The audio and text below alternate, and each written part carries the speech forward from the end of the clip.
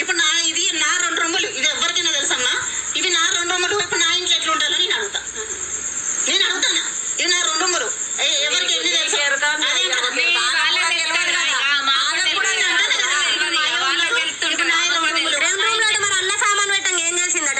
చెప్పకపోయింది సామాన్ అంతా ఎందుకంటారు?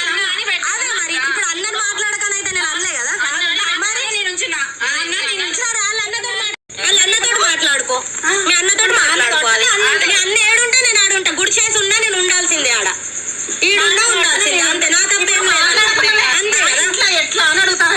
నువ్వు నాన్న అన్న మాట్లాడితే బాగుండదు. అన్న మాట్లాడతలేడు, నిన్ననే పోయిండు. నేను అసలు మాట్లాడకని కూడా అనలేదు, నేను అసలు మాట్లాడకని కూడా అనలేదు. నేను అంటే